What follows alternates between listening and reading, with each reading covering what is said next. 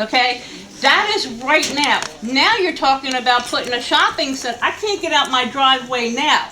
How do you propose I get out once you put that there? Second of all, the traffic. If you've ever been down Springfield Road and you're coming down the hill, there's a light for a curve. We've had some major accidents because you can't see coming around the curve. That's with the traffic that we have. School buses let out. There's major school buses that stop on that street.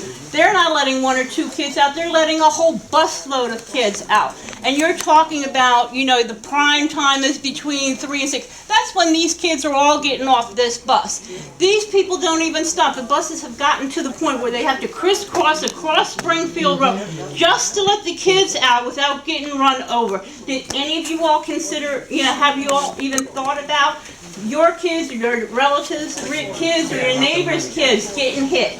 I mean, you know, you're talking about you've looked at it. You haven't looked at it from a full perspective, and you're not giving us a full perspective. He hasn't even done his complete thing. You're having this meeting to present your development, yet you haven't even done the homework and addressed a lot of the issues that most residents here have. None of you have come to the residents that live in that area and said, look, we're this development company. This is what we're looking to do. What issues do you have? What do we need to look at? What do we need to address? If you're so into the community and making this work and making this work for everyone in the community, then your representatives or somebody should have got off their tops and come down Springfield Road and Crestview Road and all the other roads that are involved and said, this is what we're projecting. These are ideas. Can you get back to us and let us know what your concerns are? You didn't do any of that, and then you come to this meeting and you're half prepared. We have the water lines that run behind our properties. I haven't had anybody say anything whether you're going to have to address those water lines. Those water lines are only 6 inches. Sewer lines. The sewer lines. They're only 6 inches wide. They're under our properties, actually. You'd have to look down the back of our properties to get to them.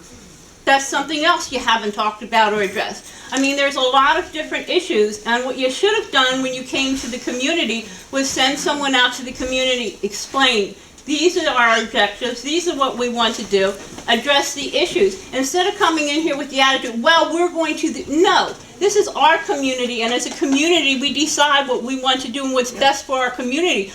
Maybe for you, it's the best thing because you're putting money in your pocket, and it's a shopping center that doesn't affect your backyard, but it affects our backyard, it affects the school kids, it affects the buses, it affects the traffic, it affects those cemeteries up there.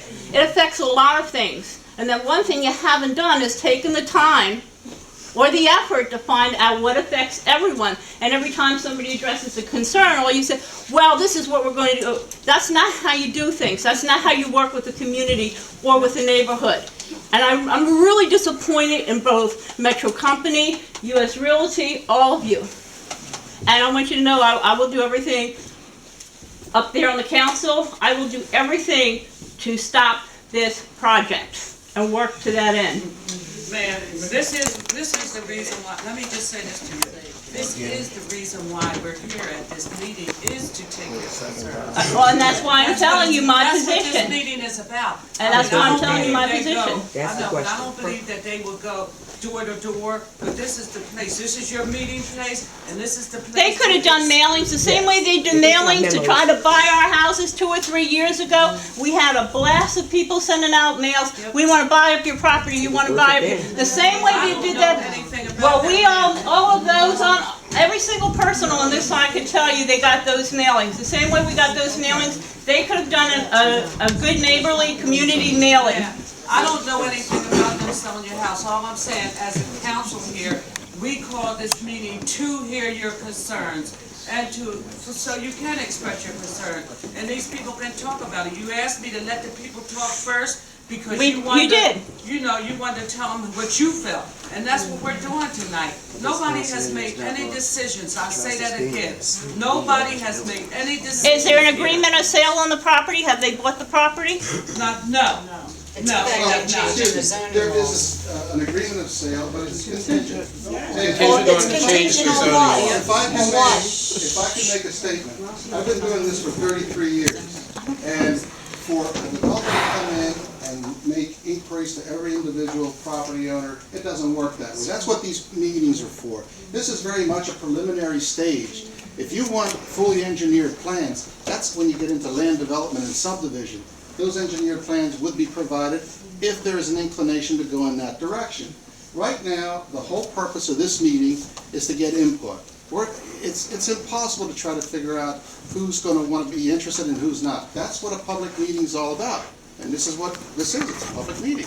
Well, the input from the citizens of Darby to vote is we don't want it. All right?